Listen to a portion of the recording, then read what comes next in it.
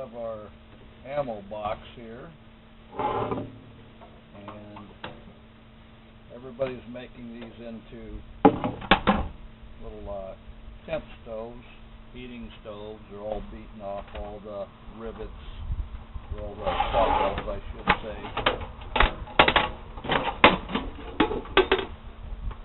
They're taking the gasket out, they're taking the bottom out, they're beating it all out with a hammer. I have another way to take the top off, and that's using a drill, so I'm not beating anything up. I want to be able to use this piece down in the bottom for an extra heat shield in the bottom, so it doesn't burn the bottom of the can out. So that's what I'm going to do. Everywhere is a little spot weld.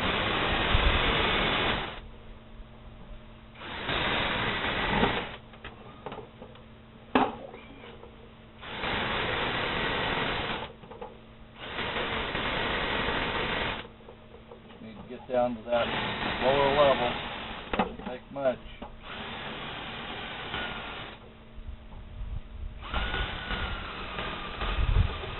Have to start with a full battery though. So I'll get me a battery, be right back.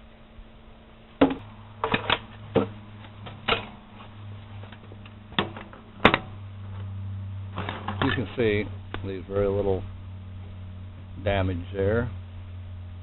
That way I can just hit that with the grinder, take a little paint off, take a little bit of nubbins off, we're good to go. The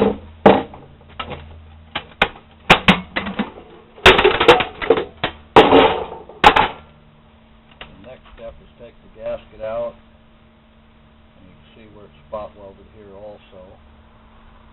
Try and drill in it. Save that piece for in the bottom where the ashes are, so next to the bottom.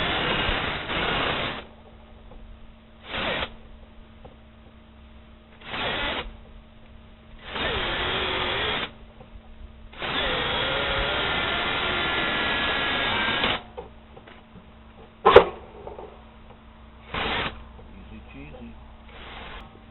Now that we have that hatcheted out, drop it in the bottom for an extra heat shield, just to keep the heat more off the bottom of this can. Obviously we'll put a grate in there to hold the wood up so ashes will settle in there and help protect it from the heat. So I went down and got a 2-inch metal steel coupler for electrical, and I'll be drilling that into the top of the lid. And we'll go ahead and make our base plate.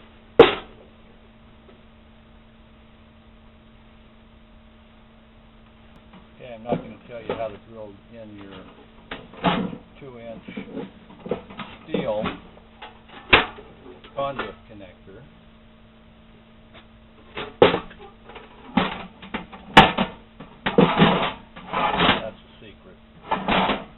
Thing to do is drill a door into it, cut a door into it so we can put in our firebox. Okay, we're working on 2 of them here, but I've got a piece of thick aluminum. Cut an extra hole here so I can get inside with my snips and put that on the inside for a really good heat sink. That way I'll have my hole cut out up here so that all that aluminum gets hot inside, creating a hotter spot for my pot. That's the plan anyway. Okay, what we got here is the ammo can stove. I guess it could be called a tent stove only if you take it in the tent. But as you can see, it's starting to char there, so that's a 50 caliber can. I don't have any seal in the door. As you can see, I've got a good flame going across the bottom there. Got a conduit, steel conduit connector with a piece of conduit inside my exhaust pipe, so the only place there's galvanized is down inside. I have a metal plate for a burner. The one thing I have to do is to make a diverter to make the flame go towards the hot plate and away from the chimney. Right now it can go right up the chimney. That's alright, this is a test burn for today. And you can see I've got my steel clad door. That's steel, not aluminum. But the top is aluminum, so shouldn't be any issues with overheating, I wouldn't think. And I've got a damper control here.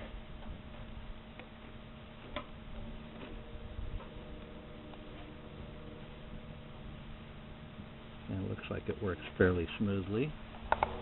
Now that it's warmed up. Well, we're giving it our redneck test run at dusk. It's when we always get our projects done. Now my stove has a diverter in it now. And I cut the inner piece out so I get direct heat to the aluminum top. I've got it set up on the table here.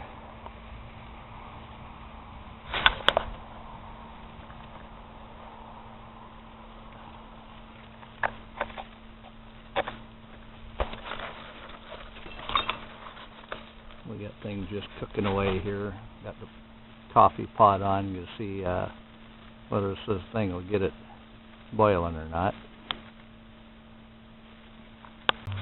Now the true test of an ammo box heating stove is, will it cook?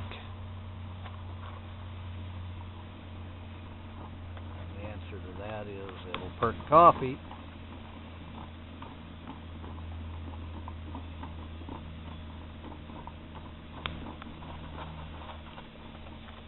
So I'd say that's extra points for me.